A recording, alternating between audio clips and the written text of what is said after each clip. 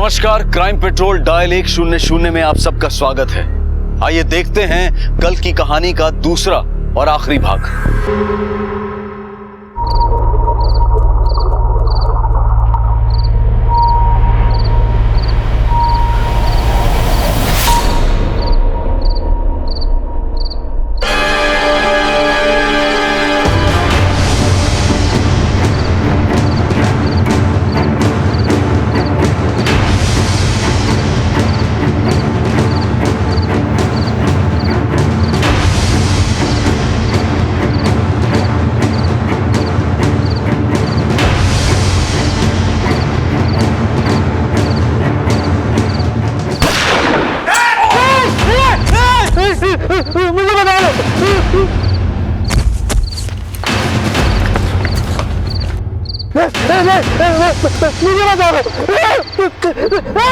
Sameer Sameer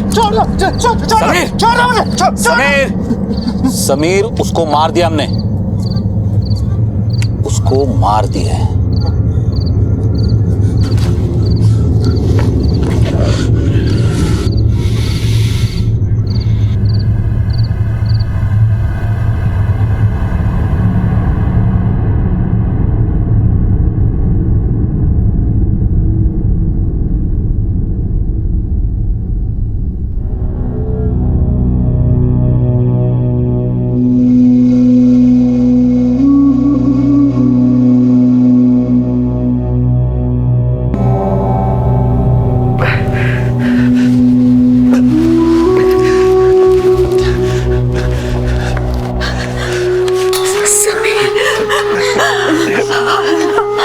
mummy रुकी, कैसा है अभिलाष? अल्लाह का शुक्र है।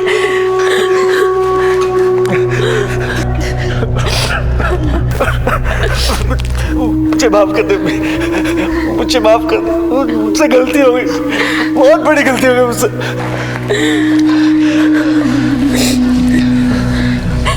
खुदा का शुक्र मनाइए, आपके बेटे समीर की मौत की खबर के बाद भी जिस सैटेलाइट फोन से इसने आपको फोन किया वो हमारी निगरानी में था। इसकी हर मूवमेंट पर हम पुलिस वालों की नजर थी, जिसकी वजह से आज ये जिंदा आप लोगों के सामने खड़ा है। शुक्रिया, बहुत बहुत बहुत शुक्रिया। सर, ये सारे रैकेट की जड़ वो सिंथिया थी। सिंथिया या फातिमा नूरानी। सर, सिंथिया से मेरी दोस्ती चैट रूम में भी थी। वो मैंने उसे नहीं, एक्चुअली उसने मुझे अप्रोच किया था जनवरी में, करीब 7 महीने पहले। हम लोग रोज चैट करते थे, हर तरह की बातें होती थी। मुझे वो अच्छी लगने लगी थी, पर उसने मुझे कभी भी अपने बारे में सब कुछ नहीं बताया। उसने कहा था कि वो M.Com फाइनल ईयर में। उसने तो आज तक मुझे अपना नंबर भी नहीं दिया। वो कहती थी कि जब हमारी दोस्ती इतनी गहरी हो जाएगी कि हम दोनों एक दूसरे पे ट्रस्ट कर सके तब दूंगी। फिर एक दिन अचानक से उसके मैसेजेस आने बंद हो गए।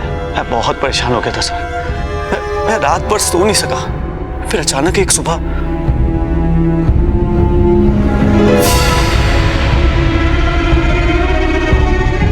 क्या है ये सब? कहाँ हो तुम? पिछले 20 घंटे से गायब हो, और ये क्या भेज रही हो? तस्वीरें देखकर मैं बहुत हैरान हो गया था सर, लेकिन मुझे ये समझ में नहीं आ रहा था कि सिंथिया मुझे सब क्यों भेज रही है। क्यों रुला रही हो? रो तुम नहीं रहे समीर, रो रहे वो हजारों लाखों बच्चे हैं जिनको बम और बारूद से उड़ाया जा रहा है। कौन है ये लोग? किसकी फोटोज भेज रही हो मुझे? मैं नहीं जानता इनको। क्या समीर, ये सब तुम्हारी कौम के साथ हो रहा है, तुम्हारी कौम के खिलाफ, और तुम्हें पता नहीं? पर यहाँ अपने देश में, इंडिया में तो सब सही है। क्या सही है? कुछ सही नहीं है। साजिश चल रही है कौम को खत्म करने की। पर तुम तो उस कौम से हो भी नहीं, तुम्हें क्यों इतनी फिक्र हो रही है? इंसानियत समीर, बच्चे, औरतें, बुजुर्ग मर रहे हैं। पूरी दुनिया में तुम्हारी कौम के खिलाफ जंग हो रही है, तुम्हारी कौम को खत्म करने की साजिश हो रही है। कौम खतरे में है समीर, सोचो, प्लीज थिंक। देखो देखो क्या हो रहा है, लोग जाग रहे हैं। इस चैट ग्रुप को देखो, सी। कॉम को बचाना होगा, कॉम के दुश्मनों को खत्म करना होगा। कॉम के लोगों पर जुल्म हो रहा है।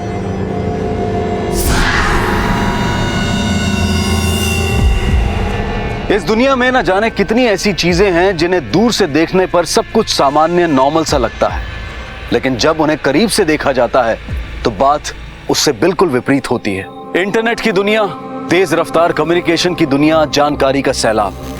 लेकिन इसके असंख्य रास्तों में कुछ रास्ते ऐसे भी हैं जहां पर समाज और दुनिया को बर्बाद कर देने वाले मंसूबे साधे जा रहे हैं, जहां पर भयानक दरिंदे कुछ मासूमों के शिकार की ताक में घात लगाए बैठे हैं। समीर की मुलाकात ऐसे ही चंद दरिंदों से इंटरनेट पर हुई, जिसके नतीजे भयानक हुए। प्यार और दोस्ती का नकाब ओढ़े सिंथिया कई हफ्तों तक समीर को कौम और जंग के बारे में अनेकों अनर्गल जानकारियां और तस्वीरें भेजती रही। समीर बौखला गया। क्या है तू आजकल?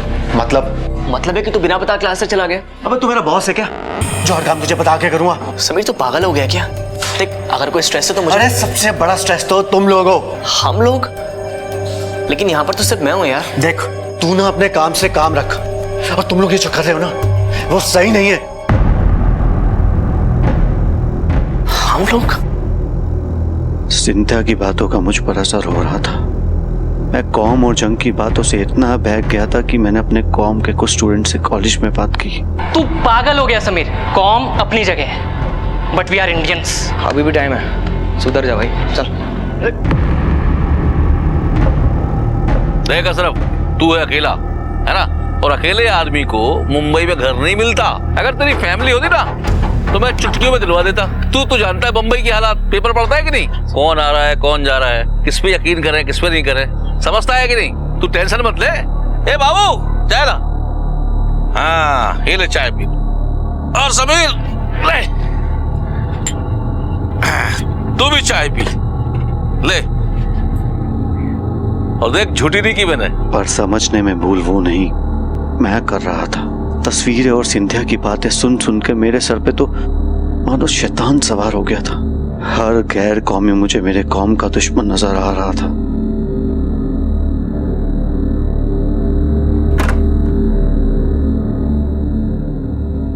भाई, वो मुझे थोड़ा अलजेब्रा समझा देंगे प्लीज?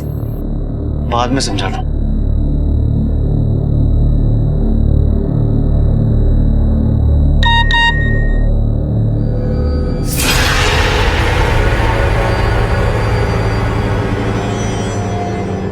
ये क्या पहन रखा है? और अरे तुम्हारा नाम? फातिमा?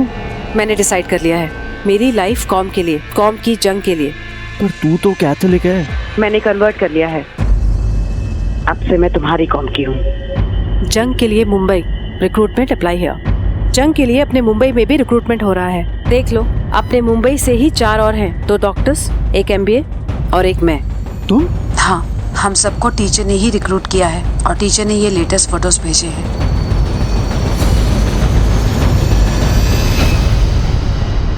मैं निकल रही हूँ कल सुबह। कहाँ? कश्मीर, और वहां से उस पार जंग के लिए। तुम चलोगे?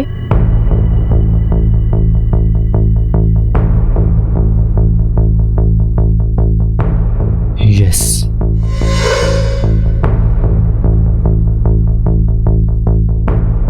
टीचर नाम का एक शख्स jangecom.com साइट से रिक्रूटमेंट किया करता था। उस वक्त मुझे सिंधिया की असलियत पर बिल्कुल भी शक नहीं हुआ। फिर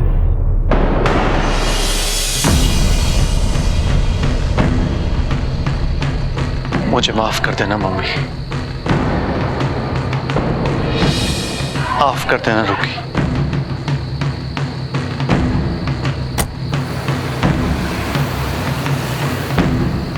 सिंथिया,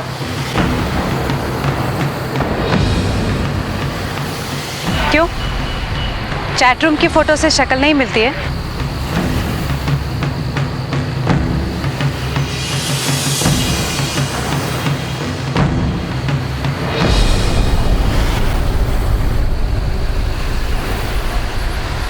इनसे मिलो, ये है आरिफ। और ये मकसूद।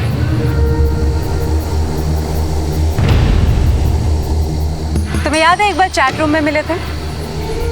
हाँ, तुम्हारे कॉलेज के फ्रेंड्स। कुछ यही समझ लो, ये दोनों भी हमारे साथ कॉम के लिए हैं। चले चलो। मतलब तुम इन दोनों के साथ भी टच में थी? हे डोंट बी जेलस, जल्दी करो, ट्रेन के लिए लेट हो रहा है। चलो। 2 दिन की ट्रेन जर्नी के बाद हम कश्मीर पहुंचे। वहां से पहाड़ों की ओर बढ़ गए। घाटी और जंगलों के रास्ते हम कैंप की तरफ जा रहे थे। ताज्जुब की बात थी, सिंधिया को सब रास्ते मालूम थे। पूछने पर बताया, मैंने सारी रिसर्च कर रखी है। अस्सलाम वालेकुम। वालेकुम अस्सलाम। हौसलेमंद कौमियों का कमांडर मुबारक बेग का इस्तकबाल। शहीदी के लिए तैयार? ऐसा नहीं, बुलंदी के साथ, सख्ती के साथ। तैयार। तैयार? तैयार। सब तैयार? तैयार। तो कल से तुम लोगों की ट्रेनिंग शुरू। ये जगह, ये जमीन जंग की लड़ाई के लिए है। कमजोर जिगर वालों की कोई जगह नहीं है। ये दुनिया हमारे कौम की दुश्मन बन गई है, हमारे कौम पर जुल्म कर रही है। इन दुश्मनों को, इन जुल्म करने वालों को नेस्तनाबूद करना है कि नहीं? करना है। तो कल से तुम सबकी ट्रेनिंग शुरू। जी जनाब। अगले ही रोज से ट्रेनिंग शुरू हो गई। जैसा ट्रेनिंग के बारे में सुना था, ट्रेनिंग बिल्कुल वैसी ही थी।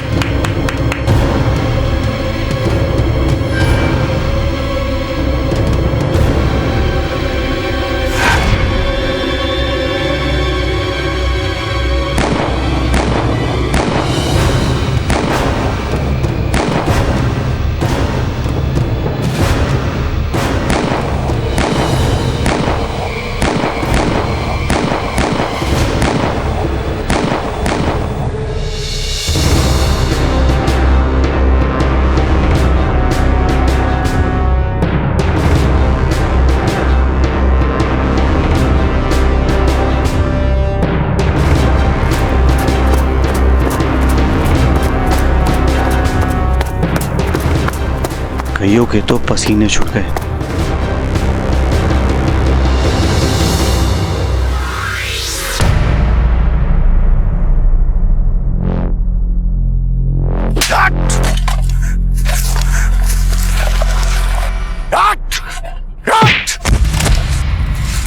चलो, चल,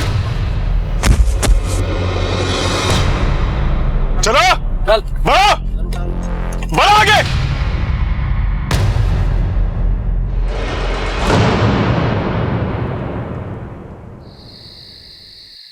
अरे कितना धीरे हाथ चलाते रहे तुम हिंदुस्तानी निकम्मे। तेज तेज हाथ चलाओ। मैंने खुद को ट्रेनिंग में पूरी तरह झोंक दिया था, पर कैंप में हिंदुस्तानी लड़कों के साथ बहुत बुरा बर्ताव होता था और मुझे ये देखकर बहुत दुख होता था। लेकिन सिंधिया को इन सब बातों से कोई फर्क ही नहीं पड़ता था। और इस सब के बीच हमारी ट्रेनिंग पूरी हुई।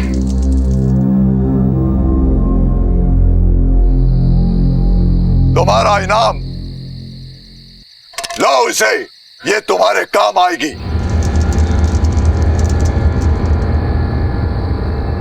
और याद रहे, हर जंगी को घर फोन करने का एक मौका जरूर मिलेगा। अम्मी रोएगी, अब्बू दुहाई देगा, बहन चिल्लाएगी, लेकिन याद रहे, कौम से बढ़कर, जंग से बढ़कर कुछ नहीं। और जो शहीद होगा उसे जन्नत मिलेगी, जन्नत।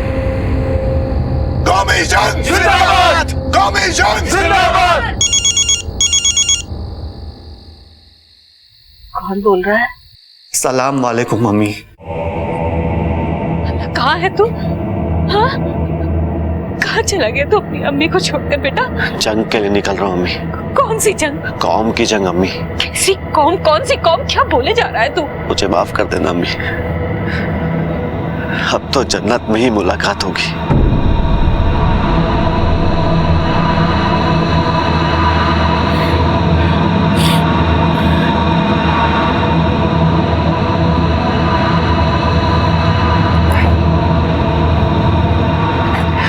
समीर, कमांडो बहुत खुश है तुमसे।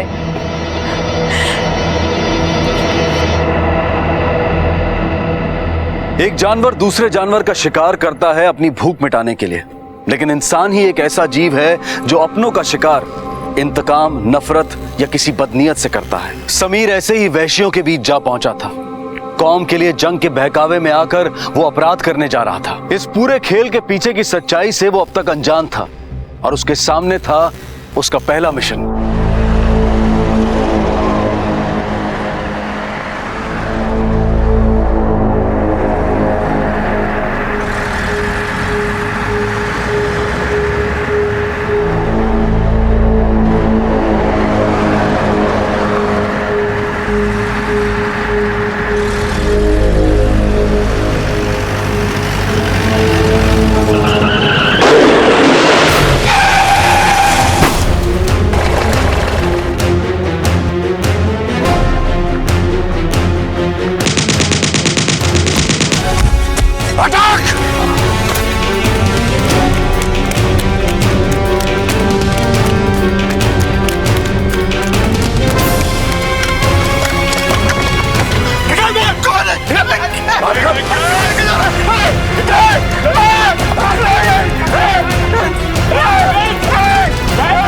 मत मारो मुझे, तू हमारी कौम का दुश्मन है।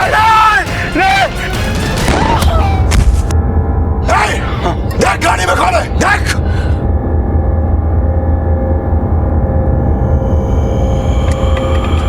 Fire fire.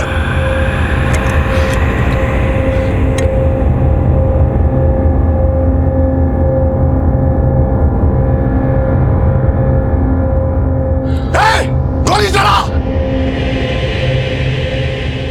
समीर, गोली चला।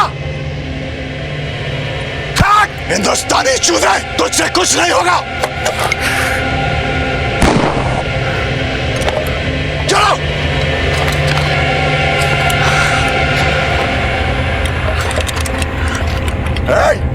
मार दिया ना सबको। भागो भागो।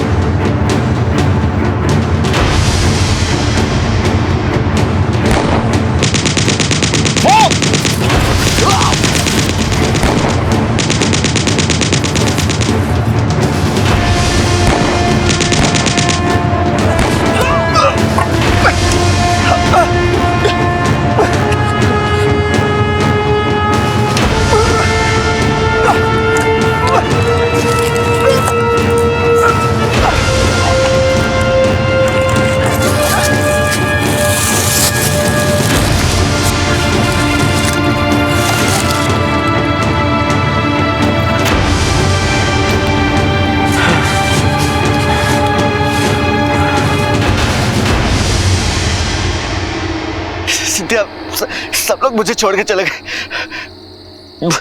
मुझे गोली लगी। तुम जल्दी से किसी को भेजो, वरना मैं मर जाऊंगा।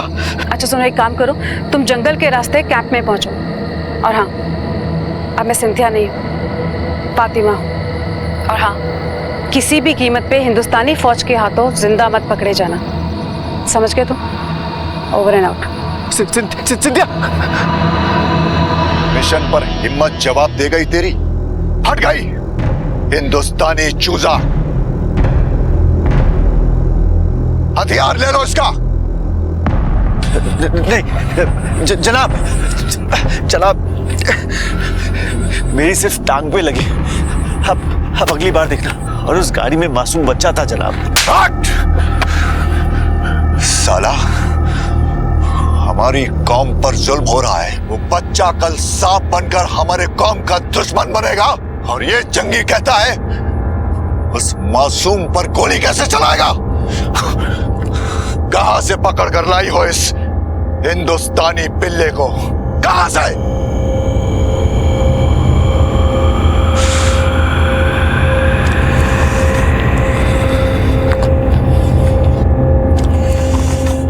से कहो कि ये हिंदुस्तान को गाली देना बंद करे, वरना मैं किसी और को मार सकूं ना सकूं, इससे जरूर मारूंगा। Shut up Sameer, shut up.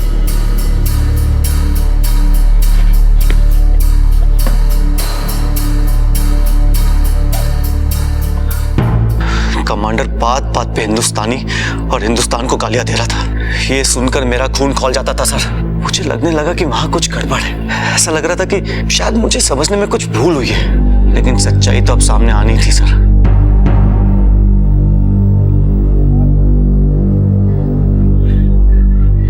Arif, ये सब कैसे? जनाब ने मेरे साथियों के साथ मुझे अलग जाने के लिए बोला। हिंदुस्तानी फौज ने बारूद से पूरा जिस्म सुलगा दिया। डॉक्टर डॉक्टर डॉक्टर डॉक्टर नहीं है मैं यहाँ पे। इस रोज के सिवा और कुछ नसीब नहीं हुआ। पानी भी नहीं। अम्मी वो छोड़कर क्यों आया? मैं सिंथिया से कहता हूँ, वही लाई थी ना मैं। संतरा संतरा कौन? फातिमा। कौन कौन फातिमा भाई? तू अब तक नहीं पहचाना उसे? वो हमारे साथ नहीं है। हिंदुस्तानी लड़के डरपोक होते हैं, कमजोर होते हैं, इनमें जिगरा नहीं, किसी काम के नहीं है ये। आप फिक्र मत कीजिए जनाब, अगली खेप में शिकायत का मौका नहीं दूंगी। और रही बात इन चूजों की, तो इन्हें सुसाइड बॉम्बर बना देते, जंग में काम आएंगे। ऐसा ही करना पड़ेगा, लेकिन इस तरह के ऑपरेशन में पैसा लगता है और पैसा कम पड़ रहा है, बहुत खर्चा होता है। हेडक्वार्टर से पैसा आया? जी जनाब, बारामूला के ऑपरेशन के पैसे आए हैं।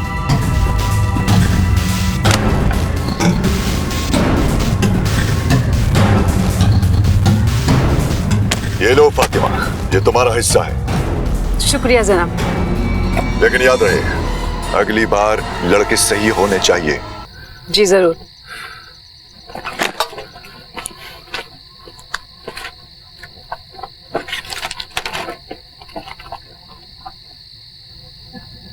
कौम के लिए जंग जरूरी है। कौम खतरे में है, जंग जरूरी। सिंथिया मैथ्यूज सिंथिया नहीं फातिमा थी। फातिमा इन्हें टीचर भी वही थी। क्या झांसा दिया उसने मुझे। जंग कौम ये मकसद सही थे तो झूठ का सहारा क्यों लिया?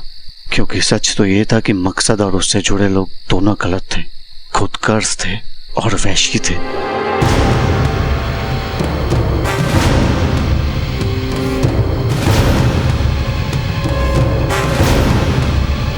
तू है ना, तुझे हमारे कौम के खिलाफ लिखने की सजा मिलेगी। खुदा के वास्ते रहम करो, हम भी तो तुम्हारी कौम के हैं। नहीं बिरादर, तू हमारी नस्ल का नहीं, तेरी नस्ल गद्दार है। अल्लाह के वास्ते रहम करो। गद्दार है तू। नहीं, नहीं। तू हमारे कौम का दुश्मन है।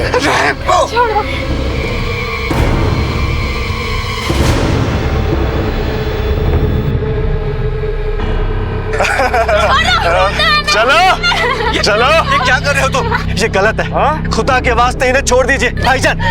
ये हमारी कौम के खिलाफ है, ऐसा मत करो भाईजान। प्लीज इन्हें छोड़ दीजिए, प्लीज भाईजान, छोड़ दो इन्हें।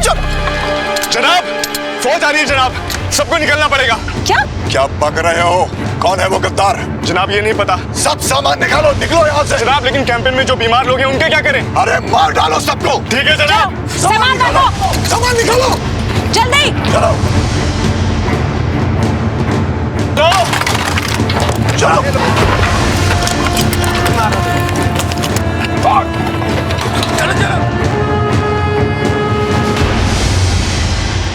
यहाँ से बाहर फोन किसने लगाया? किसने किया? तुम में से कौन है वो? तुम तुम तुम जनाब वो हिंदुस्तानी पिल्ला नहीं है। क्या? मुझे उस पर पहले से ही शक था। चाहे जाओ और जहां भी दिखे भेजे में 2 गोली उतार कर आओ। जाओ। जी।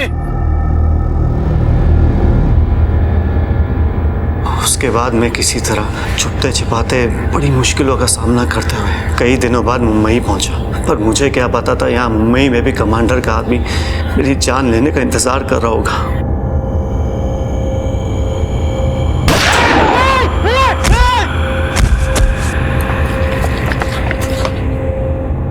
इसकी नजर मुझ पे पहले से ही थी सर। ये लोग हम जैसे साधारण और गरीब लोगों को ही टारगेट करते हैं। सिंथिया मैथ्यू, असली नाम नसीम फातिमा शादाब। 2007 से 2010 तक अबू धाबी के एक प्राइवेट फर्म में काम किया करती थी और आजकल ये आतंकवादियों के रिक्रूटमेंट सेल को ऑपरेट कर रही है। हाँ सर, मैंने आपको बताया था ना, मुझे आरिफ और मकसूद को हम तीनों को एक वेबसाइट के थ्रू ही रिक्रूट किया गया था, jangecom.com। जाहिर सी बात है, इस साइट को काफी पहले से ऑपरेट किया जा रहा होगा। हमें इसे इंटरसेप्ट करना होगा। जंग में आज भी रिक्रूटमेंट जारी होगा। शिंदे सर, इस साइट का पता करो। Okay sir. समीर आलम, जाने अनजाने तुमसे गलती हुई है, इसके लिए कानूनी कार्रवाई तो तुम पर जरूर होगी। लेकिन आज भी हमारे देश में, हमारे मुल्क में तुम्हारे जैसे कई नौजवान इन शैतानों के मंसूबों का शिकार हो रहे हैं, जिसे हमें रोकना है। और इसके लिए तुम्हें हम पुलिस वालों की मदद करनी होगी। मैं इन दरिंदों की गलत बातों में आ गया था, गुमराह हो गया था मैं। कौम और मजहब का मतलब ही नहीं समझ पाया। लेकिन देश से बड़ा जज्बा कोई नहीं होता सर। मैं आपकी मदद करूंगा। आपको मुझसे जो इंफॉर्मेशन चाहिए मैं दूंगा। देश से बड़ा कोई जज्बा नहीं, ये सच है। और ये भी सच है कि मासूमों पर जुल्म कोई मजहब नहीं। समीर मौत के मुंह से लौटा था, एक बहुत बड़ा सबक सीख कर आया था। लेकिन जिन लोगों की वजह से वो इस नफरत की आंधी में फंसा था, वो अब भी आबाद थे, देश भर में घूम रहे थे और समीर जैसे ही और भोले भाले नौजवानों को फंसाने की फिराक में थे। समीर के जरिए पुलिस को कुछ सुराग मिले थे। आगे का रास्ता आसान नहीं था, लेकिन उसके आखिर में रोशनी की एक किरण नजर आ रही थी। ये देखिए सर, jangecom.com बंद हो चुका है। वैसे भी किसी साइट को ज्यादा दिन तक ऑपरेट करना इन लोगों के लिए खतरे वाली बात है, लेकिन फिर भी कहीं ना कहीं रिक्रूटमेंट तो चल ही रही होगी। महेश, इन आतंकवादियों के स्पॉन्सर्ड कई साइट हैं। इनमें जंग और कौम को लेकर हमारे देश के युवाओं को भटकाने और बहकाने के इन्फॉर्मेशन होते हैं। इन्हें सर्च करो, टीचर को चेक करो। हो सकता है टीचर इधर उधर हो जाए, लेकिन मिलेगा कहीं ना कहीं जरूर। इससे पहले कि समीर जैसे कई और लड़के इनके हत्थे चढ़ जाएं, हमें इस टीचर साइट वालों की क्लास लेनी पड़ेगी। हमारी तफ्तीश के मुताबिक मुंबई में ये टीचर नहीं है, मतलब किसी दूसरे शहर से रिक्रूटमेंट की ताक में है।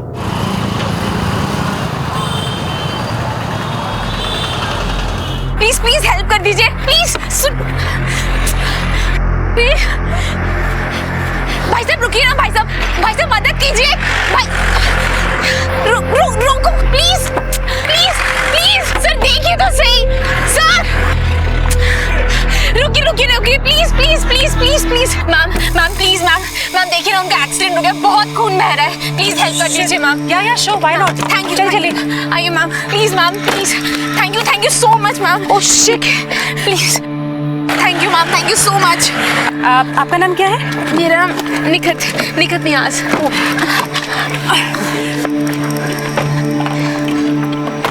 Thank you ma'am, thank you so much. Margaret Mathews.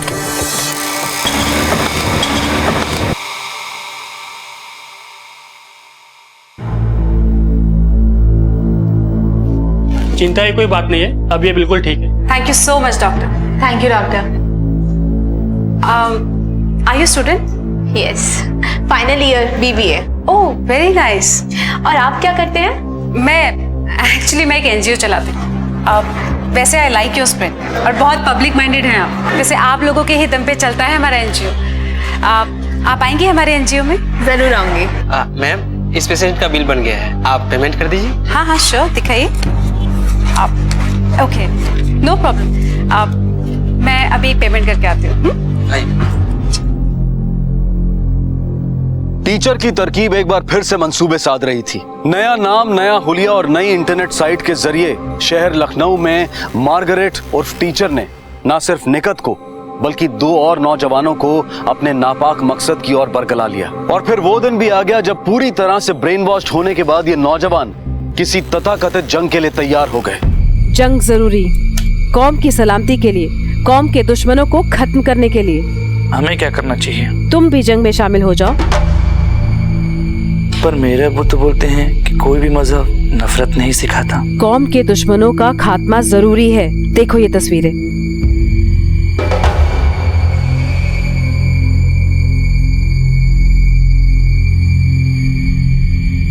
मैं जंग के लिए तैयार हूँ।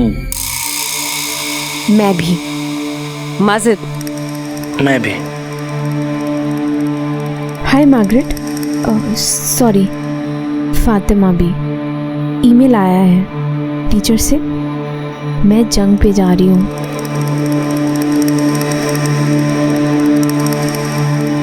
Good, very good. मैं ये फॉर्म भर चुकी हूँ, तुम भी भर दो। माजिद और अनवर भी जा रहे हैं। Very good, congratulations.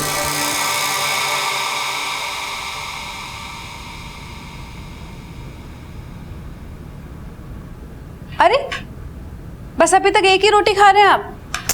और चावल लीजिए थोड़े से। अरे नहीं बस और नहीं भाई। फातिमा, मुझे तुम्हारी तरह मेंटेन ही रहना है, खा खा के कद्दू नहीं बनना है। क्यों बेटा? अच्छा जी, आप तो पहले से ही वेल मेंटेन्ड है, आपको क्या जरूरत है? ले बेटा। अब अच्छा सुनिए, मुझे 1-2 रोज में निकलना है टूर पे। फिर से टूर? हमारे लिए तो तुम्हारे पास वक्त ही नहीं। तुम्हारे काम के चलते ही हम मुंबई शहर से यहाँ आ गए। अब यहाँ तो चैन से रहोगे। आपको पता है ना, मार्केटिंग में ऐसा ही होता है। मैं जाऊँ ना? ठीक है। सलीम बेटा, तुमने दाल क्यों नहीं खाई? नहीं, मुझे दाल नहीं पसंद। नहीं, ऐसा नहीं कहते बेटा, दाल में प्रोटीन होता है ना, फिर आप सुपर हीरो बन जाएंगे। ये लो खाओ, शाबाश, गुड बॉय। एक रोटी भी। आ आ आ आ आ आ, गुड बॉय।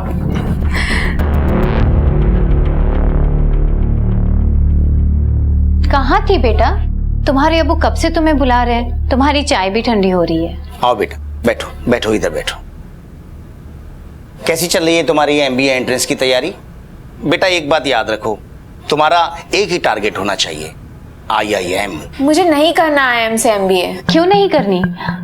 टफ है इसीलिए। अम्मी, कुछ नहीं रखा है इस मुल्क में। तो क्या अमेरिकन यूनिवर्सिटी की सोच रही है? नहीं अम्मी, मुझे यहीं रहना है और यहाँ रह के एक से हिसाब बराबर करना है। सबको सबक सिखाना है मुझे। ये क्या बक रही है?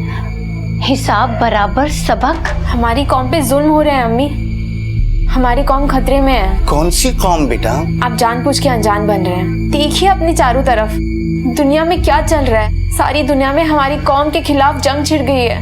हमारे कौम के लोगों को मारा जा रहा है, मासूम बच्चे, औरतें। लेकिन अपने देश में तो नहीं हो रहा है, और अगर बाहर हो भी रहा है तो वो लोग मजहब के नाम पर बहका रहे हैं। नहीं अब्बू, पूरी दुनिया में हमारी कौम के खिलाफ जंग चल रही है। देखो, ये मजहब और ये कौम, ये सब जरिया है। सच तो ये है कि वो अपने फायदे के लिए दहशतगर्दी कर रहे हैं। नहीं अब्बू, आप गलत बोल रहे हो। You are wrong। देखो, मैं रॉन्ग हूँ या राइट हूँ मुझे पता नहीं, लेकिन अल्लामा इकबाल की वो पोएम तो तुम्हें याद होगी। कौन सी पोएम? वही, मजहब नहीं सिखाता आपस में बैर करना, हिंदी है हम वतन है हिंदुस्तान हमारा। मुझे नमाज के लिए लेट हो रहा है। 3 दिन बाद निकलना है। मैं रेडी हूँ। मैं भी। मैं भी। पर जाना कैसे है? आप सबके एयरलाइन टिकट्स नू ट्रेवल्स पर कल दोपहर 2 बजे अवेलेबल हो जाएंगे। आपको आके पिकअप करना है। टीचर, आप भी वहाँ मिलेंगे ना?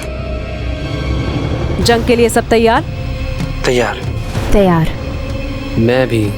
अल्लाह हाफिज। कल दोपहर 2 बजे नूर ट्रेवल्स।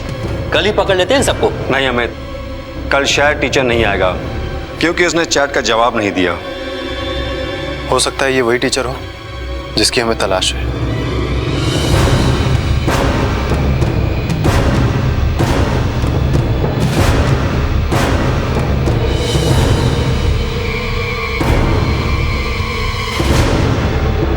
सर, हम इनको हिरासत में ले सकते हैं। नहीं अमित, अगर इनको हिरासत में लिया तो टीचर गायब हो जाएगा।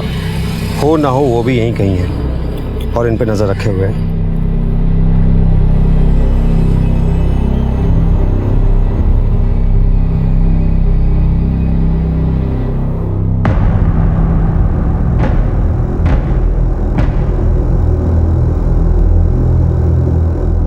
अम्मी, मैं और मेरे दोस्त अजमेर शरीफ जा रहे हैं। अजमेर शरीफ?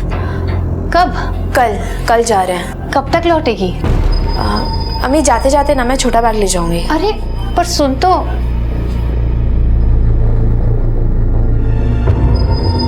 तैयार?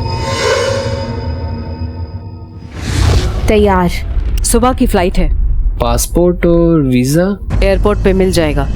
मैं तो जंग पे जाने के लिए बेताब हूँ। मैं भी। माजिद क्यों खामोश है? मैं नहीं जाऊंगा। क्यों? मेरा जी नहीं कर रहा। मैं अपने अम्मी अब्बू को छोड़ के नहीं जा सकता। क्या बात है माजिद, घर पे सब खैरियत? कोई प्रॉब्लम? नहीं टीचर, मैं नहीं जा सकता। आप टिकट वापस ले लो। नहीं जा सकता मैं। Okay okay, relax. कल मिलते हैं, मिल के बात करते हैं। पर मैं नहीं जाऊंगा। अरे मिल तो लो एक बार, फिर बात करते हैं। सब मिलो कल 3 बजे बुद्धा पार्क, ठीक है? ठीक है। ठीक है। ओके माजिद। ओके।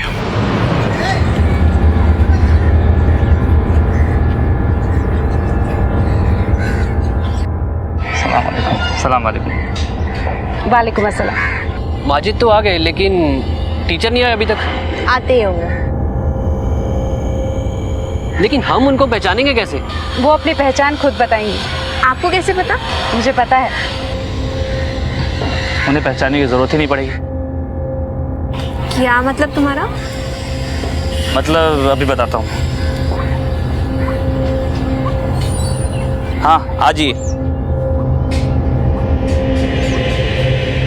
ये किसको कॉल किया तुमने? किसे बुलाया?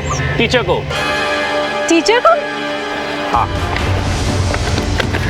अरे ये क्या बदतमीजी है? छोड़िए मुझे। बताता हूँ क्या बदतमीजी है मिस मार्गरेट। सॉरी, आपका नाम भूल गया मैं।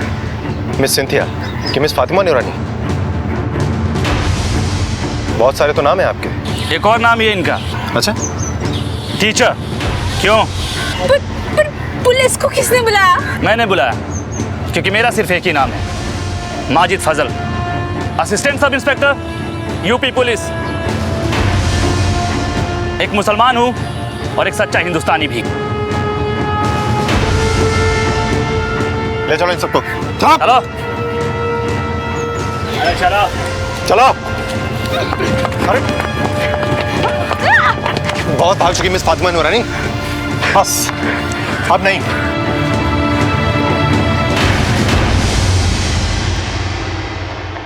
अम्मी अम्मी।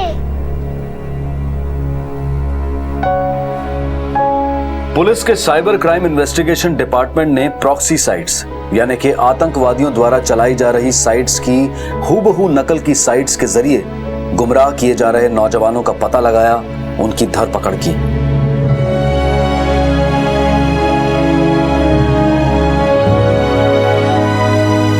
नौजवान पीढ़ी का मन गीली मिट्टी की तरह होता है और आतंकवादी सरगना मजहब की गलत व्याख्या और कौम खतरे में है जैसी मनगढ़ंत बातों से नौजवान पीढ़ी को बरगलाते हैं और उन्हें हत्या और आतंकवाद की तरफ मोड़ देते हैं। इस सब के पीछे इन दरिंदों का अपना व्यक्तिगत स्वार्थ, उनकी खुदगर्जी होती है, लेकिन इसका खामियाजा इन मासूमों, इनके परिवारों और समाज को भुगतना पड़ता है। फातिमा नूरानी उर्फ सिंथिया उर्फ मार्गरेट पर एनएसए और पोटा के तहत कड़ी कार्रवाई की गई। समीर, मकसूद, निकत और अनवर, इन पर भी इसी कानून के तहत एक्शन लिया गया, लेकिन चूंकि उन्हें आतंकवाद की ओर जाने अनजाने बरगलाया गया था, कानून ने उनके प्रति नरमी का रवैया अपनाया और उनके रिहेबिलिटेशन की बात रखी। किसी भी मासूम की हत्या किसी भी लिहाज से किसी भी तरीके से सही नहीं है। और जहां तक मजहब का सवाल है तो मशहूर शायर अल्लामा इकबाल ने कहा है, मजहब नहीं सिखाता आपस में बैर करना, हिंदी है हम, वतन है हिंदुस्तान हमारा। अब मैं अनूप सोनी आपसे विदा लेता हूं, फिर मुलाकात होगी अगले एपिसोड में और खुलासा करेंगे एक और जुर्म का।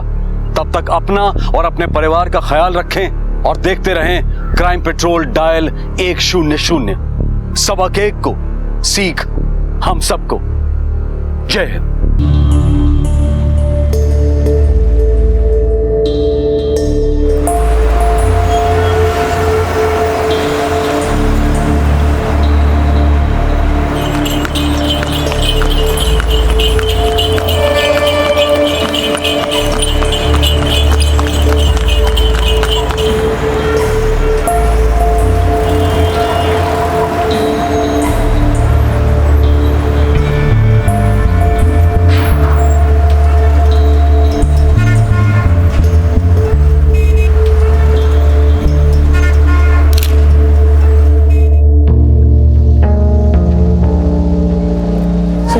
हाँ, क्या हम कुछ दिनों के लिए अपने घर जा सकते हैं? बस कुछ दिनों के लिए। अभी तो हमारा हनीमून शुरू भी नहीं हुआ, आप जाने की बात कर रहे हैं।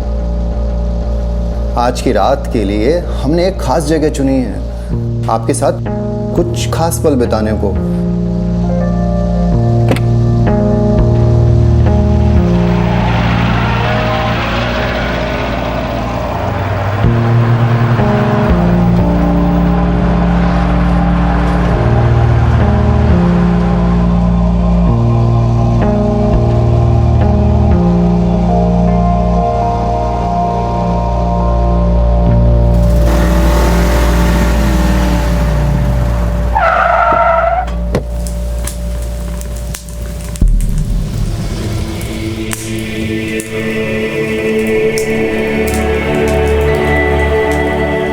ये देखिए, आपके राजा ने अपनी रानी के लिए कितना सुंदर हवा महल तैयार करवाया है। आइए।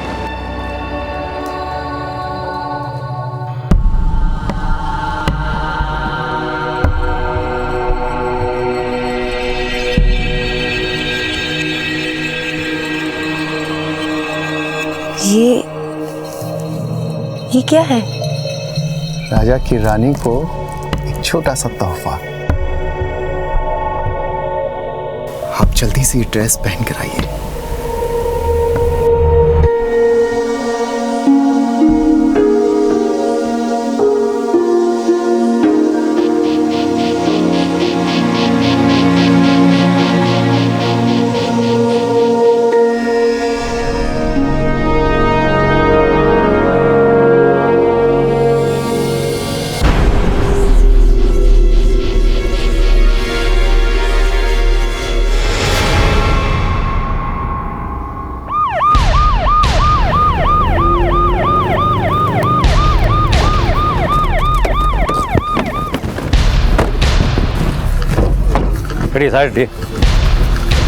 आइए सर। चलो चलो दूर हटो।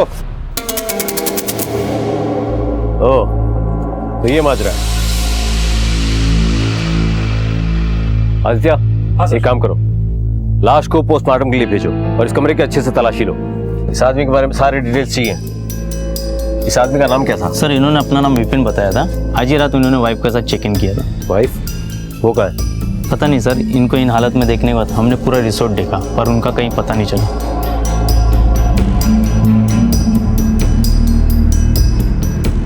सर मैंने पूरा टेंट अच्छे से चेक किया है। विक्टिम का सारा सामान गायब है, मोबाइल, पर्स और यहाँ तक के सारे कपड़े भी। बीवी और सारा सामान सब कुछ गायब है और है तो सिर्फ एक चीज, एक 40-45 साल के आदमी की लाश। आदित्य ऐसा करो, रिजॉर्ट के रजिस्टर में जाकर चेक करो, इसके डॉक्यूमेंट्स की कुछ जेरॉक्स कॉपी होगी और साथ ही इसके मोबाइल नंबर्स और परमानेंट एड्रेस लिखाया होगा, वो भी पता करो। सारी डिटेल्स निकालो, हमें फौरन इसके घर पे इत्तला करना होगा। राजस्थान के विपिन मारवा की अभी कुछ ही दिन पहले शादी हुई थी।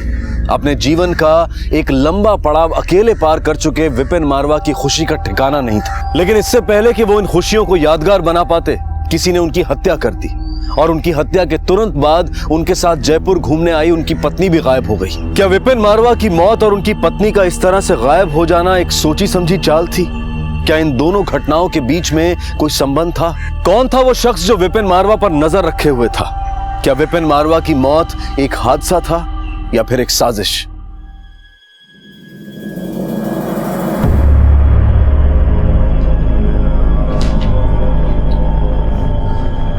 साहब, हमारा बेटा केशव की खबर मिली के साहब? देखो काका, थे घना बुजुर्ग आदमी, क्यों रोज रोज यहाँ पर आकर अपना टाइम खराब करते हो और मेरा टाइम खराब करते हो? जिस दिन थाको बेटू पकड़ में आ जाओ लो ना, थाने अपने आप पत्तू लाग जाओ लो। और वैसे भी आपके बेटे ने जो काम किया है ना, उसकी सजा तो उसको 7 जन्म में भी देनी पड़ेगी। अभी आप यहाँ से जाओ, मेरा टाइम खराब मत करो।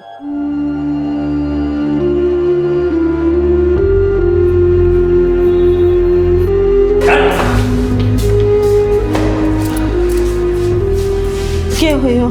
केशव का कुछ पता चला? दरोगा जी ढूंढ रहा है। वह कह रहा है कि जियाई मिल जासी, सबसे पहले आपा ने खबर कर सी, आप लोग केशव मिल जासी।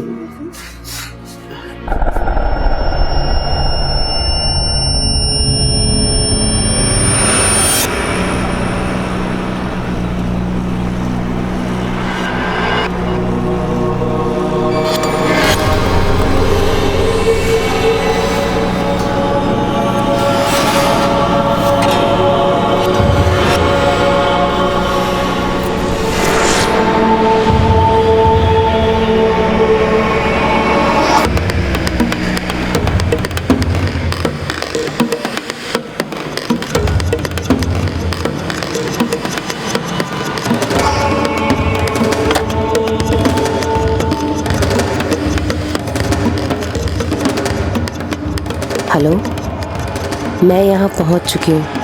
कहाँ मिलना है? सर, ये रही विपिन की पोस्टमार्टम रिपोर्ट के मुताबिक विपिन की मौत दम घुटने की वजह से हुई है, पर गले पर तो कोई निशान ही नहीं मिले हैं सर। शायद किसी ने मुंह पर तकिया रखकर विपिन को मार डाला। आदित्य। हाँ सर। अब तक हमें उसकी बीवी के बारे में कुछ नहीं पता चला।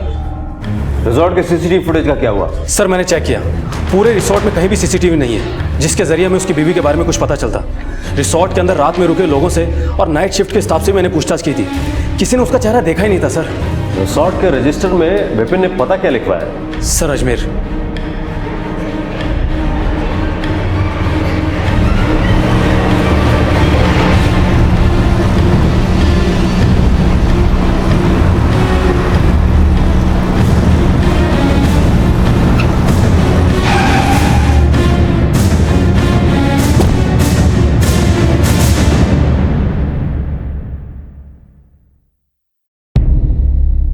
जी आपके बगल में जो घर है विपिन शर्मा का, उनके साथ कोई और रहता था? वैसे तो सर इस घर में हमेशा ही ताला लगा रहता था। अब विपिन भाई तो हमेशा काम के सिलसिले में बाहर रहते थे, पर हाँ साहब, पिछली बार जब वो आए थे तो उनके साथ एक औरत थी, शायद जिसके साथ विपिन भाई ने शादी की हो। आपने उस औरत का चेहरा देखा था? नहीं साहब, वो तो हमेशा ही घूंघट में रहती थी। एक आध बार बात करने की कोशिश की थी पर वो ज्यादा बोलती नहीं थी, पर विपिन भाई हमेशा उनके साथ रहते थे। आप जिस नंबर को डायल कर रहे हैं वो इस समय स्विच्ड ऑफ है। आप जिस नंबर को डायल कर रहे हैं वो इस समय। सर जब से विपिन की मौत हुई है उसका नंबर स्विच ऑफ आ रहा है। आदित्य, उसकी बीवी मोबाइल तक लेकर गई है और इसके पड़ोसी से बात करके ऐसा लगता है कि जैसे विपिन को भी उस औरत के बारे में ज्यादा कुछ पता नहीं होगा। 45 साल का था, अकेला, हो सकता है 20-22 साल की लड़की देखी और झटपट शादी कर ली, लेकिन उस औरत के लिए ये शादी नहीं बल्कि एक प्लान था, विपिन को बर्बाद करने का प्लान। एक काम करो। हाँ सर। विपिन के मोबाइल के पिछले एक हफ्ते के सारे डिटेल्स निकालो, वो कहाँ कहाँ गया, किससे मिला। अगर हमें ये पता चल गया तो शायद हमारे हाथ कुछ बहुत बड़ा सुराग लग सकता है। ठीक है सर। विपिन हनीमून पे था, वो जरूर कुछ होटल्स, रेस्टोरेंट्स, टूरिस्ट प्लेसेस पे गया होगा। उन जगह की सीसीटीवी फुटेज में हो सकता है हमें वो लड़की दिख जाए, या हो सकता है शायद कोई और हो जो इनके बारे में कुछ जानता हो।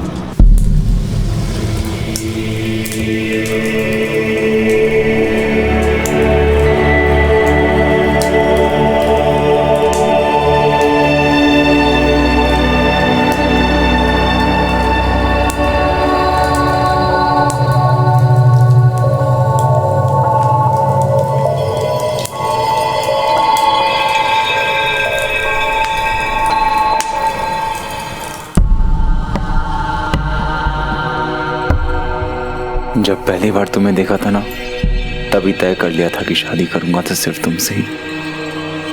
दिमाग से लेकर दिल तक की नसों में अब खून नहीं, सिर्फ तुम्हारा ही नाम दौड़ता है।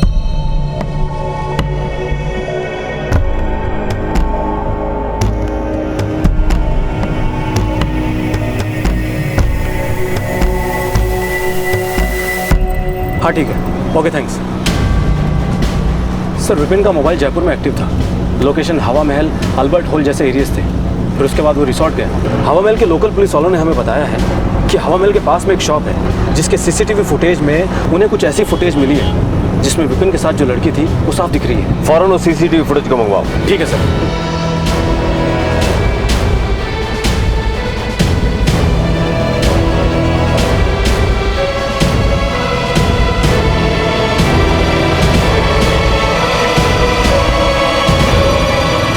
आदित्य, इस गेट पे जूम करो। फौरन इस वीडियो से इस लड़की की तस्वीर निकालो और उसको चारों तरफ के पुलिस स्टेशन में सर्कुलेट करो। ठीक है सर। और हाँ, ये भी पता करना कि इस लड़की के खिलाफ कोई केस तो नहीं दर्ज है किसी और थाने में। ठीक है सर। भाभी, भाभी, भाई बन्ना, ओहो ये बात है। बस बस 1 मिनट यहीं रुकना, मैं अभी आई।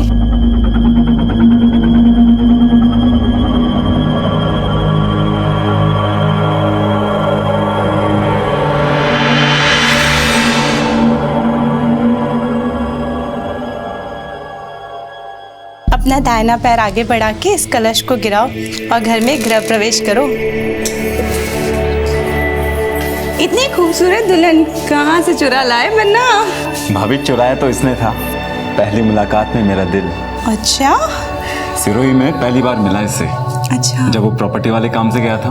हाँ हाँ हाँ। प्रॉपर्टी के उस काम में तो मुझे नुकसान उठाना पड़ा भाभी, लेकिन भगवान ने मुझे पूजा देकर मेरी जिंदगी के हर नुकसान की भरपाई एक ही बार में कर दी भाभी। अरे बस बन्ना, तुम पे तो मजनू का ही भूत सवार हो चुका है। अब बस खड़े खड़े बातें करने की, इसको आराम भी करने दोगे भाई? भाभी आप भी ना।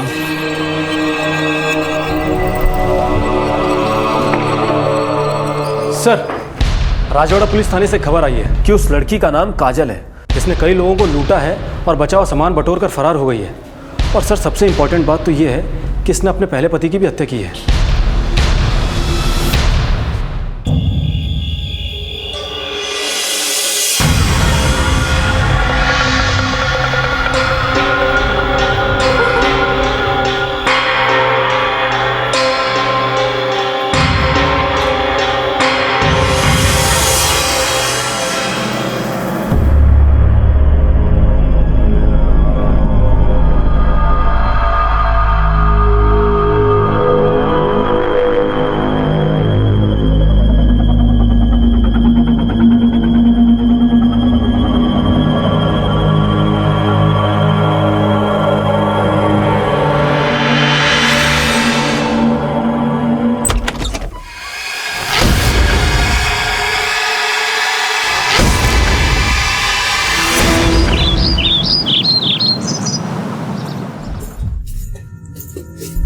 बन्ना, गुड मॉर्निंग।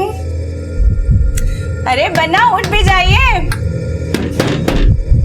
बन्ना, बन्ना। दो लोगों को जोड़कर एक नई जिंदगी देने वाली शादी की परंपरा अब लोगों से उनकी जिंदगी छीनने का कारण बनती जा रही थी।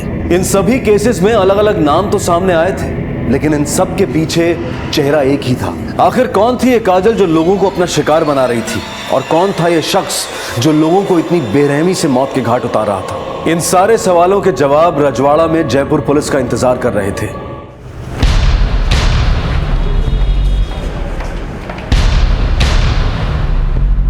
सर, इस काजल की तलाश तो हमें काफी समय से थी। काजल की शादी यहीं राजवाड़ा में प्रताप सिंह के साथ हुई थी, पर प्रताप और काजल का रिश्ता कुछ ठीक नहीं था।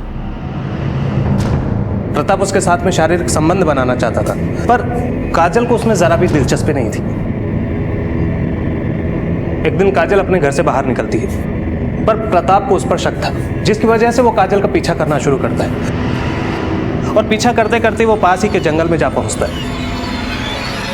वहां जाकर देखता है कि काजल अपने प्रेमी केशव के साथ में कुछ आपत्तिजनक हालात में मिलती है। वो गुस्से में आकर काजल को उल जलूल कहने लगता है। इसके बाद केशव पेट्रोल छिड़क कर उसकी लाश को आग लगा देता है। उसी दिन से ये दोनों फरार हैं। अब काजल अपने हुस्न के जाल में लोगों को फंसाती है, उन्हें विश्वास दिलाती है और बाद में उनसे शादी कर लेती है, और केशव की मदद से उनकी हत्या कर उनका सारा सामान लूट कर भाग जाती है। हेलो, क्या?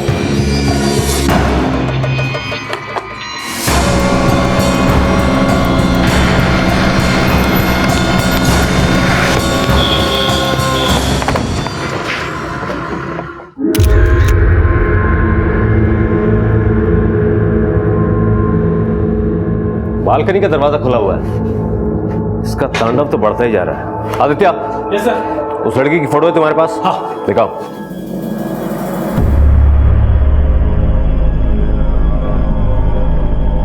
यही वो लड़की है जिसने अपना नाम पूजा बताया था? आपका देवर इस लड़की से कहाँ मिला था? सर, वो प्रॉपर्टी के किसी काम से सिरोही गांव गया था। आपका देवर सिरोही किससे मिलने गया था? सर, किसी जमींदार से मिलने गया था, संदीप नाम था शायद। वही वो इस पूजा से मिला और उससे शादी कर ली। आदित्य। हाँ सर। लाश को पोस्टमार्टम के लिए भेजो, हमें सिरोही जाना होगा काजल और केशव का पता लगाने। ठीक है सर।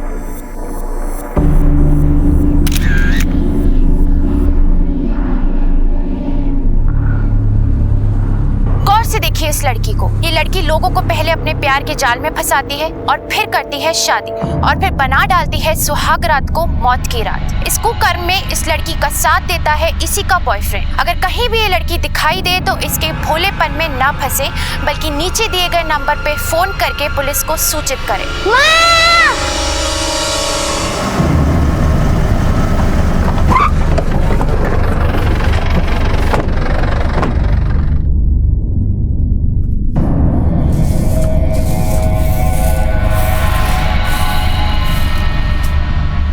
केशव आपका बेटा है? जी साहब। कहीं कोई खबर मिली? तुम आए ना, जा पानी ले रहा, मैं बात करूं यहाँ से। पर इन्होंने केशव के बारे में पूछा है, कुछ पता चला केशव को? देखिए माँ जी, हमें भी आपके बेटे की तलाश है। उसने कई लोगों का खून किया अपने साथी काजल के साथ मिलकर। देखो साहब, मारो बेटो केशव और काजल एक दूसरे से प्रेम करे साहब।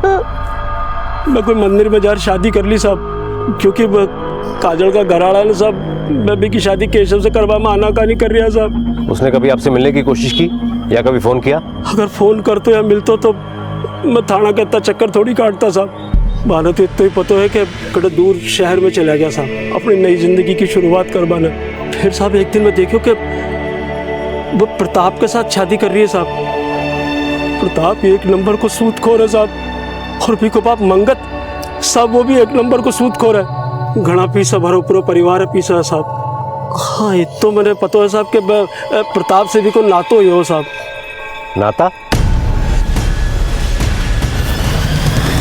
नाता राजस्थान की एक ऐसी प्रथा जो कुछ समुदाय के लोगों के भले के लिए बनाई गई थी, जिसमें कम उम्र में विधवा बनी औरतों की दोबारा शादी हो सकती थी, किसी गलत रिश्ते में फंसे परिवार को बचाया जा सकता था। लेकिन धीरे धीरे समय के साथ ये प्रथा तो बदली ही, इससे जुड़े लोग भी बदलते गए।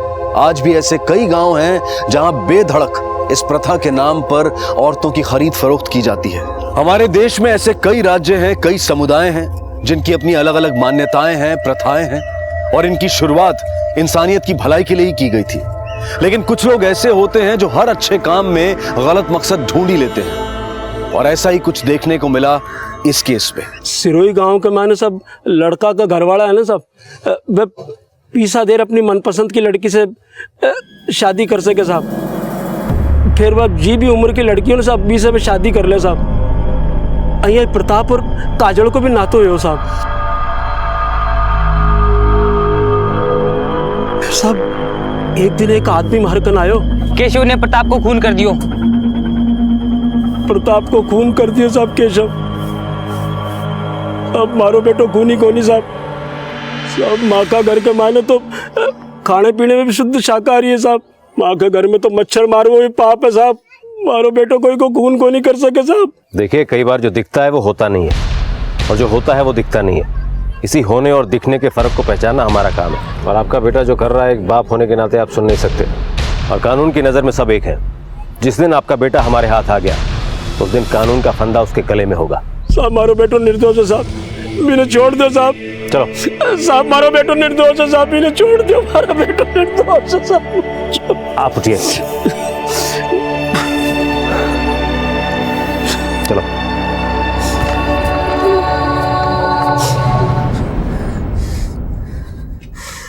तुमने मेरे बच्चे का हाथ क्यों जलाया? मुझे नहीं करना कोई काम। मेरी बोली हर बात पत्थर की लकीर हो गए, और इस लकीर को पार करने की कोशिश अगर तूने की तो तेरे लाडले का सर किसी पत्थर से कुचल दूंगा मैं। चल।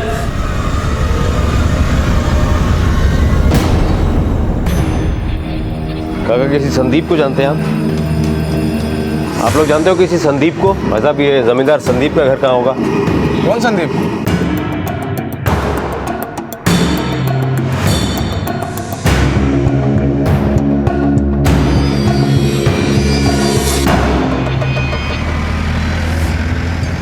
अगर हमें काजल के बारे में थोड़ी भी इंफॉर्मेशन मिल जाए तो हमें बहुत कुछ साफ हो सकता है। सर क्यों ना हम काजल के माँ बाप से मिले, शायद ये मुलाकात कई रात से पर्दे उठा दे।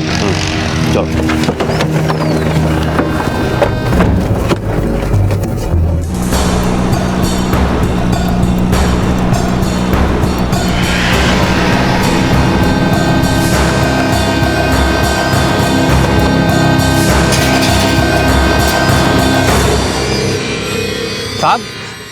साहब आ बात बिल्कुल साची है कि मैं मां की बेटी काजल को ना तो प्रताप से करे हो, पर जब से आज तक मैं काजल से मिला तक को नहीं था। तो आप उससे अब तक नहीं मिल पाए, और यहीं आपके गांव का एक शख्स करण उससे मिलता है, यहीं के मंदिर में उससे शादी करता है, आपकी बेटी उसे जान से मार देती है। ये सब कैसे हो गया भंवर जी? आपका गांव तो 5 सड़कों में खत्म हो जाता है, इनमें से कोई भी रास्ता आपको अपनी बेटी तक लेकर नहीं गया। मैं आपसे साची कह रहा हूँ, मैं काजल से बिल्कुल नहीं मिला। और जो करण नाम तो मैं आपका मुंडा तो सुन रहा हूँ साहब। मैं साहब आप मैं बता रहा हूँ कि काजल को चेहरो मैं जैसे कोने देखे हो जैसे वो प्रताप ने मारकर और केशव का साथ भाग नहीं गई। चलिए हम आपकी बात पर भरोसा कर लेते हैं, पर ये बताइए कि ये संदीप कौन है? संदीप कौन है साहब? कोई बात नहीं, हम फिर आएंगे अगर जरूरत पड़ी तो। लेकिन आप यही मनाना कि हमें वापस आने की जरूरत ना पड़े। चलो।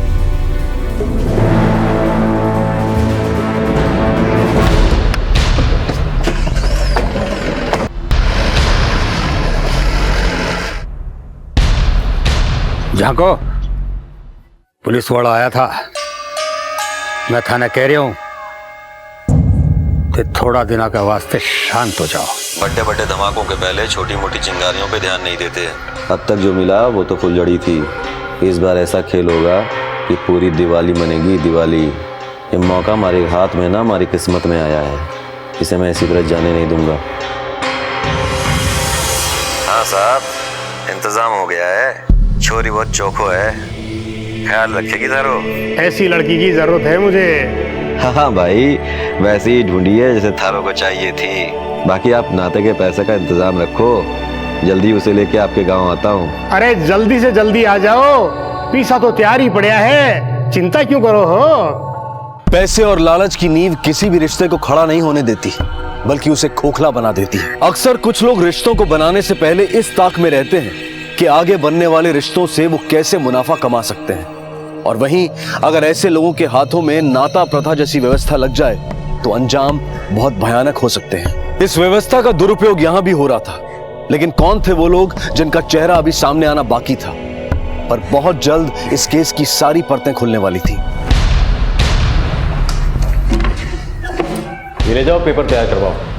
सर, गांव में तैनात हमारे कांस्टेबल से 2 बातें पता चली है। पहला तो ये है कि काजल के माँ बाप ने प्रताप के पिता मंगस से काफ़ी पैसा ब्याज पे ले रखा है, जिसकी वजह से उन्होंने काजल की शादी प्रताप से कराई। दूसरी इंपॉर्टेंट जानकारी ये है कि काजल का एक बेटा भी है, प्रताप से नहीं बल्कि उसके पहले पति केशव से, जो से प्रताप के साथ हुई शादी से पहले ही हो चुका था। मुझे पहले से ही काजल के परिवार वालों पर शक था।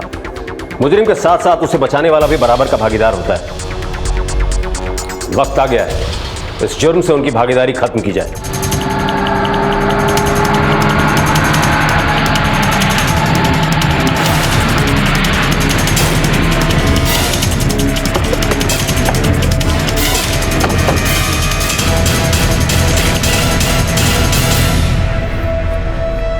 कहाँ हो साहब? आपको हमारे साथ चलना होगा। मैं कहीं कौन करो साहब? मैं कहीं कौन करो? कांस्टेबल, मैं कहीं कौन करो साहब? मैंने तो कहते मैंने हवालात में बताएंगे किसने क्या किया। चलो।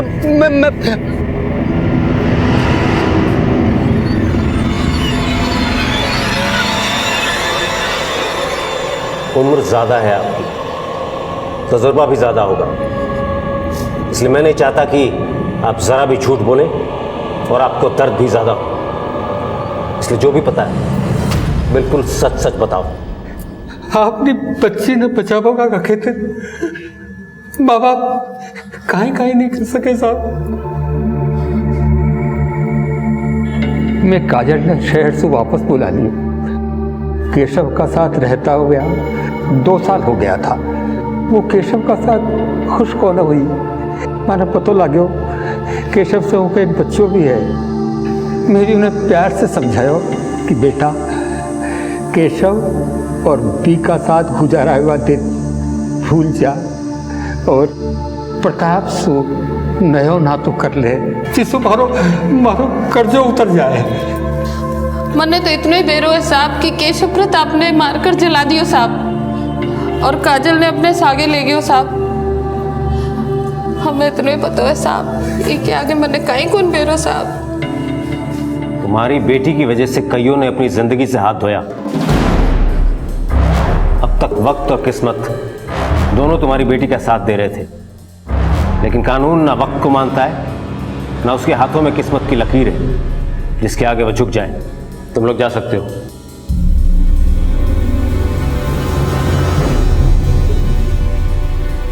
मुझे लगता है कि ये केशव ही है जिसने काजल का सौदा करण के साथ किया है संदीप बनकर, और फिर इसी ने उसे विपिन के पास भी बेचा होगा।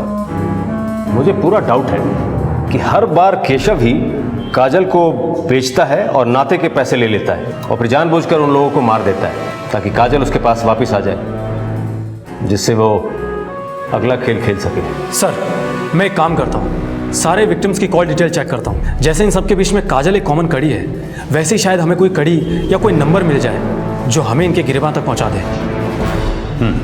क्या करना है क्या नहीं करना है इसके लिए सिर्फ हमारी जुबान खुलेगी। थारी जुबान खुलेगी तो सिर्फ हाँ में हाँ मिलाने के लिए, समझी? और वैसे भी इन सब से बच के जाएगी इकट्ठे तू हैं। इन सब में जितना हाथ मेरा है ना उतना साथ तेरा भी है। और एक बात तो तने बताना ही भूल गया मैं, हैं कि साथ देने वाले की सजा बड़ी होती है, हैं? इस बात को याद रखियो। चल भाग यहाँ से, भाग।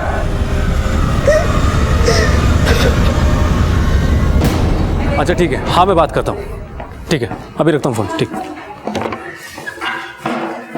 सर, हमारा निशाना एकदम सही जगह पर लगा है। सारे विक्टिम के कॉल रिकॉर्ड में एक नंबर कॉमन है और विक्टिम को कॉल शादी के 2-4 दिन पहले ही किए हुए हैं।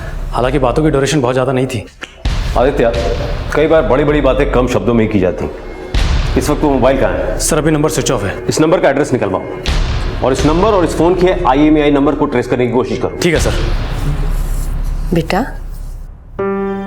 मम्मा जल्दी वापस आ जाएगी, जैसे हर बार आ जाती है। मम्मा आपने किसी को मारा तो नहीं है ना? टीवी पर दिखा रहे थे। नहीं बेटा, मामा ने किसी को नहीं मारा। मामा जो कुछ कर रही है सब आपके लिए कर रही है। मम्मा वो लोग आपको पकड़ के तो नहीं ले जाएंगे ना मुझसे दूर?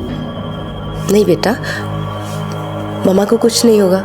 मामा बस यूं गई और यूं वापस आ जाएंगी, है ना?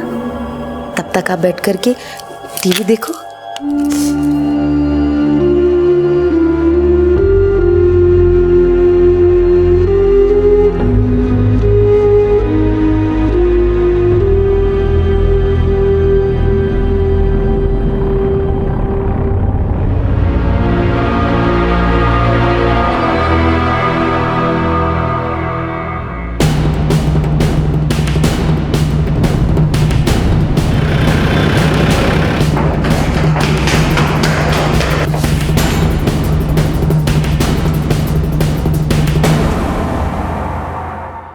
आदित्य, आसपास के घरों में पता करो, हो न हो उन्हें यहां जरूर देखा गया होगा। एक्सक्यूज मी, आप इसी अपार्टमेंट में रहते हैं? हाँ सर, मैं यही रहता हूँ। ये कॉर्नर वाला फ्लैट किसका है? ये कॉर्नर वाला फ्लैट तो प्रताप भाई का घर है। आपने इन दोनों को यहाँ पे आते जाते देखा है कभी? हाँ सर, मैंने इस लड़की को तो यहाँ हमेशा आते जाते देखा है, पर मैंने इस लड़की को कभी यहाँ पे आते नहीं देखा। Thank you. आदित्य, कहीं ऐसा तो नहीं कि काजल ने प्रताप के इस एड्रेस का गलत फायदा उठाकर केशव को सिम कार्ड दिलवाया हो सकता है सर। एक काम करो, हाँ हमें फौरन प्रताप के घर चलना होगा। ये पता लगाना बहुत जरूरी है कि इस पते पर कौन कौन आता था। ठीक है सर। साहब बड़े अच्छे हैं छोरी, लेकिन इनके छोरा छोरी इनको छोड़ के चले गए।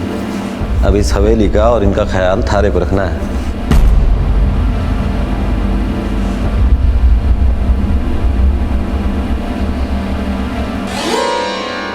ले चाल, मैं तने मारी हवेली दिखाऊं। अब तो तू मारी जोरू है, सारी हवेली तने घुमा ले आयो, पर हवेली को खास कमरो है वो जो तने दिखावा ने ले आयो हूँ। लाजा इके मैंने मारी सारी जिंदगी कमाई है, इको ध्यान तने रखणू है।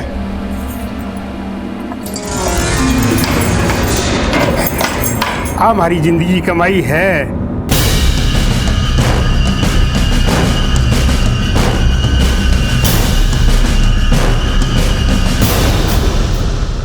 आप चिंता मत कीजिए, मैं पूरा ख्याल रखूंगी। शाबाश, बहुत अच्छी बात।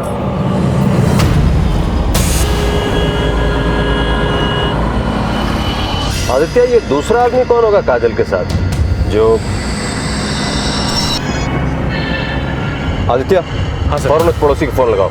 ठीक है सर।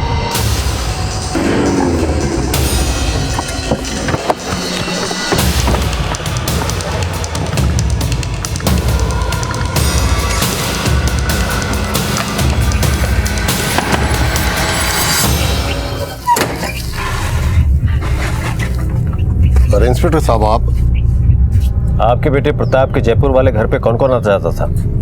जयपुर वाला घर? अरे साहब, मेरे बेटे का तो जयपुर में कोई घर हो ही नहीं सकता। अरे जयपुर तो क्या, उसका तो कहीं भी घर नहीं हो सकता। उसके पास तो इतने पैसे थे ही नहीं, क्योंकि धंधे में इतना नुकसान हुआ था ना। नुकसान? हाँ साहब, मेरे बेटे को दारू पीने की बहुत बुरी लत लग गई थी। बात बात में गुस्सा करने लगा था।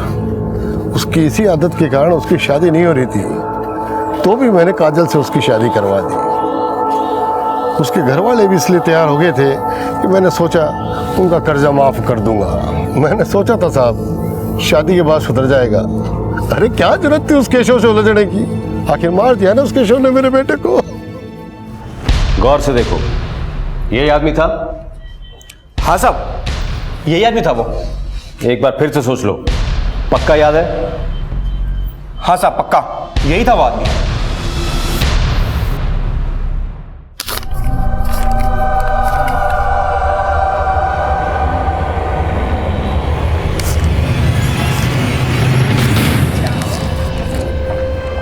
वाह जी वाह, यहाँ बैठ के पैसे गिने जा रहे हैं। कहाँ से आए पैसे? आशा करता हूँ कि अब आपकी जुबान से वही निकलेगा जो मैं सुनना चाहता हूँ। साफ साफ बोलो, पैसे कहाँ से आए? काजल कहाँ है? ले चलो इन्हें, हवालात में सारी हवा निकल जाएगी। अरे साहब मेरी बात तो सुनो साहब, हमारी बात। अरे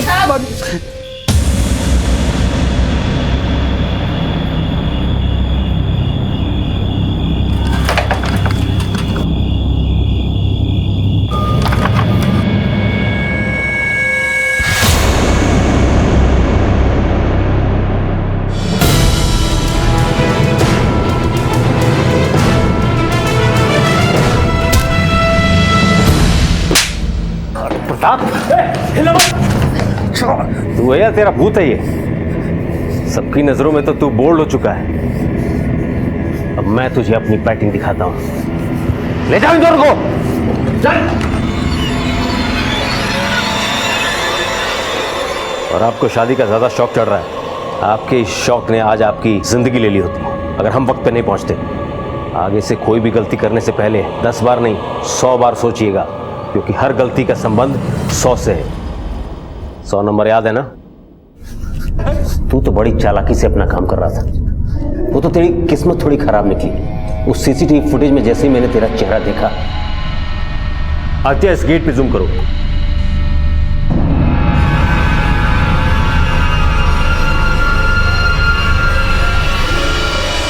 उसी समय सारा माजरा समझ गया था। और जब तेरे उस जयपुर वाले पड़ोसी को मैंने तेरी फोटो दिखाई, सारा मामला आईने की तरह साफ हो गया। गौर से देखो, यही आदमी था? हाँ साहब, यही आदमी था वो। देख प्रताप, गुनाह करने वाला कितने भी कदम आगे हो, कानून हमेशा उससे 2 कदम आगे होता है। तूने ये सोच कैसे लिया कि ये सब करके तू बच जाएगा? बोल। साहब, अब हमारे को सूद ब्याज के धंधा में घना नुकसान पहुंचा। पिताजी को भी यही लगने लगा था कि मैं किसी काम का नहीं हूं। काम करने काज का 2.5 से नाश का निकल जा मेरे घर से, निकल बाहर निकल। पर इस काजल की शादी जब मुझसे हुई तो मुझे इसके पहले पति केशव के बारे में और इसके छोरे के बारे में कुछ ना मालूम था। ठगा इन लोगों ने मुझको। मैंने उसी दिन तय कर लिया साहब कि इस काजल को ऐसा सबक सिखाऊंगा कि ये जिंदगी भर भूलना तो छोड़ो साहब, सांस सांस में जिएगी, सांस सांस में जिएगी। काजल बात थी, लेकिन वो कुछ कर नहीं सकती थी ना साहब, क्योंकि उसका बेटा तो पहले से मेरे पास था। फिर उसकी इसी मजबूरी का फायदा उठा के मैंने उसका नाता और लोगों के साथ कराना शुरू कर दिया। मेरी इस तरकीब में मुझे कुछ ही दिन में लाखों रुपए दिए। ये जयपुर वाला घर भी मैंने उन्हीं कमाए हुए पैसों से खरीदा है साहब। और तेरे उसी कमाए हुए पैसों से खरीदे हुए घर ने तुझे फांसी के तख्ते तक पहुंचा दिया है।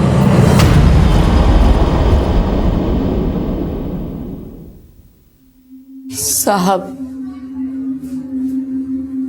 मैं आपका शुक्रिया किन शब्दों में करूं, मुझे नहीं पता साहब। आपने मुझे उस नर्क जैसी जिंदगी से मुक्त करा दिया। मेरे घर वालों ने और उस प्रताप ने मुझे एक दलदल में धकेल दिया था। मैं शहर से वापस गांव अपनी माँ से मिलने गई। उन पर काफी कर्ज था। माँ ने मुझसे कहा कि मैं प्रताप से शादी कर लूं तो सब ठीक हो सकता है। मैंने प्रताप से शादी करने के लिए मना कर दिया। इस बात पर मेरे घर वालों ने मुझे और मेरे बेटे को मारना पीटना शुरू कर दिया। मुझे धमकी दी कि अगर मैंने ऐसा नहीं किया तो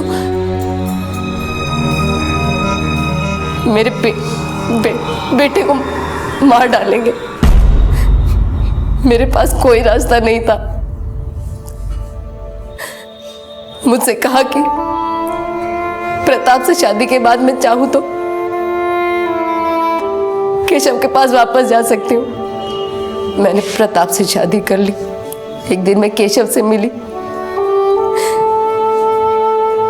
मैंने केशव को कहा, मुझे इन सब से दूर ले चलो, लेकिन उस प्रताप ने। काजल, मैं तुम्हारी हालत समझ सकता हूं, पर तुम्हें शुरू में ही कानून का दरवाजा खटखटाना चाहिए था। तब शायद तुम्हें यह सब सहने की जरूरत नहीं पड़ती और कितने ही लोगों की जान भी बच जाती। लेकिन अब तुम प्रताप के पाप के हिस्सेदार हो, और पाप का हिस्सा जिंदगी को कई हिस्सों में बांट देता है।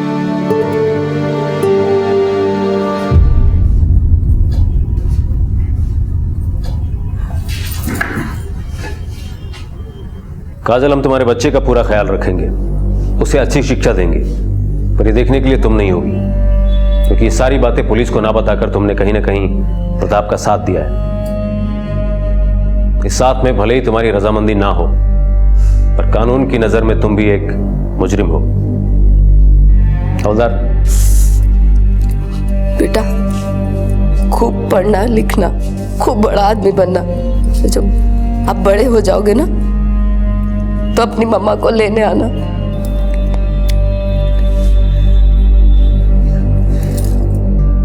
लालच, ईर्ष्या, क्रोध और बदले की भावना, ये कुछ ऐसे भाव हैं जिनकी उपज किसी भी इंसान के दिमाग को बीमार बना सकती है। प्रताप भी इन्हीं भावनाओं से ग्रसित था और अपने मंसूबों को पूरा करने के लिए उसने नाता प्रथा का सहारा लेकर उसका दुरुपयोग किया। हमारा देश आज उन्नति और तरक्की की ओर बढ़ रहा है। हमारा देश अपने आप में आज कई चीजों में सक्षम कहलाता है, और वहीं हमारे यहाँ नाता प्रथा और ऐसी कई और प्रथाओं का प्रचलन भी है। अगर ध्यान न दिया जाए तो रीतियों को कुरीतियों में बदलने में देर नहीं लगती। अब मैं अनूप सोनी आपसे विदा लेता हूं। फिर मुलाकात होगी अगले एपिसोड में एक और चौंका देने वाले केस के साथ। तब तक अपना और अपने परिवार का ख्याल रखें और देखते रहें क्राइम पेट्रोल डायल 100। सबक एक को, सीख हम सबको। जय हिंद। इस तरह के और भी एपिसोड देखने के लिए हमारे चैनल को सब्सक्राइब करें और बेल आइकन दबाना ना भूलें।